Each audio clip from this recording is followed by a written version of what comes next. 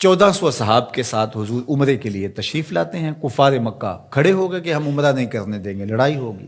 حضرت عثمان غنی رضی اللہ تعالیٰ عنہ کو بھیجا کہ ہم عمرہ کر کے واپس چلے جائیں گے، کوئی لڑائی کا ارادہ نہیں ہے. انہوں نے کہا یہ نہیں ہوگا.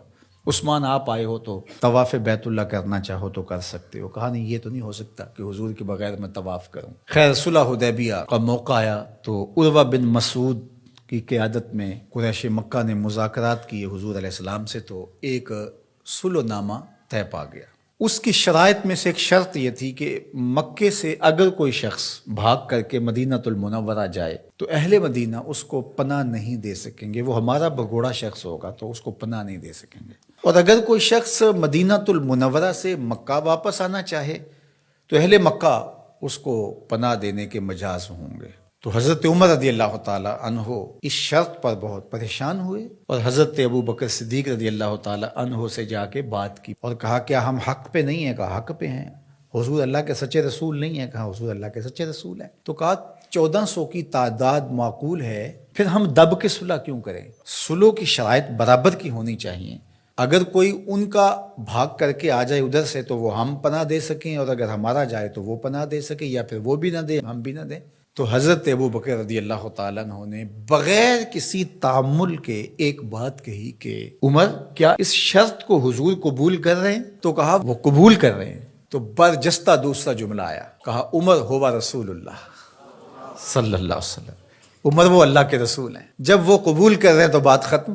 یہ تھا وہ تیقن. اس کو اس مفہوم میں بھی لے سکتے ہیں، عقل قربان کم بپیش مصطفیٰ. یہاں پہ سارے راستے بند ہو جاتے ہیں. یہ ہے وہ یقین. تو کہا ہوا رسول اللہ. یہ برجستہ جملہ ہے جو یقین کی بجلیاں بھر دیتا ہے روحوں کے اندر.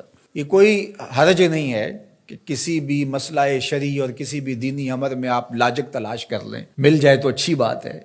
لیکن یہ مزاج بنانا کہ اس کا لاجک کیا ہے، اس کا لاجک کیا ہے. تو اب ذرا دیکھیے کہ جو ظاہری اس پہ بات اٹھتی تھی کہ 1400 کی ہماری تعداد ہے اور وہ اتنے ہیں، تو برجستہ جو جواب دیا وہ یہ تھا ہوا رسول اللہ صلی اللہ علیہ وسلم، کہ وہ اللہ کے رسول ہیں. تو حضرت عمر وہیں خاموش ہو گئے. آگے چلیے. حضور علیہ السلام کا وصال ہوتا ہے. اس سے قبل لشکر اسامہ حضور روانہ کر چکے ہیں.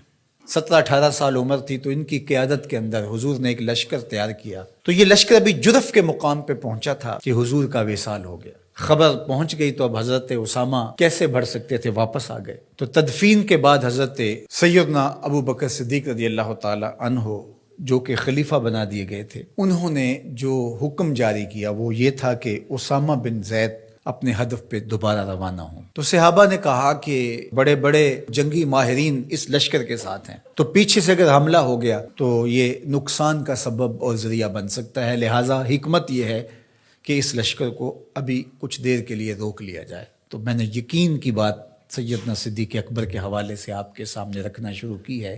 تو سنیے کیا جواب آتا ہے. انہوں نے جواب میں کہا واللہ اگر مجھے یقین ہو کہ جانور درندے جنگلوں سے آ کے میرے بدن کی بوٹیاں بھی نوچ لیں تب بھی لشکر اسامہ کو بھیجوں گا، اس لیے کہ اس کو روانہ اللہ کے رسول فرما چکے ہیں. پھر اس کا نتیجہ کیا ہوا؟ جو قبائل پر تول رہے تھے حضور کے وصال کی وجہ سے، جن کے کچھ حوصلے بڑے تھے، انہوں نے سوچا ان کا کتنا سسٹم مضبوط ہے کہ یہ ان حالات کے اندر بھی لشکر کو روانہ کرنے کی پوزیشن میں ہے. اور جدھر لشکر گیا انہیں یہ خبر پہلے پہنچ گئی کہ حضور علیہ السلام کا وصال ہو گیا، لیکن انہوں نے سوچا کہ ان حالات کے اندر بھی لشکر حملہ آور ہو رہا ہے ہمارے اوپر، تو اس کا مطلب ہے یہ کتنے مضبوط ہو گئے ہوئے ہیں. تو لشکر بھی کامیاب اور بامراد مظفر ہو کر کے واپس پلٹا، اور کسی کو مدینہ المنورہ کی طرف میلی آنکھ سے نظر اٹھا کے دیکھنے کی ہمت بھی نہ پڑی. یہ سیدنا صدیق اکبر رضی اللہ تعالی عنہ کے یقین کا، اعتماد کا، بھروسے کا، اور حضور علیہ الصلوۃ والسلام کی ذات پر ان کا جو اذعان و یقین تھا اس کا نتیجہ تھا. تو یقین کی کائنات کا اگر کسی نے شہنشاہ دیکھنا ہے تو وہ ابو بکر صدیق رضی اللہ تعالی عنہ کو دیکھے.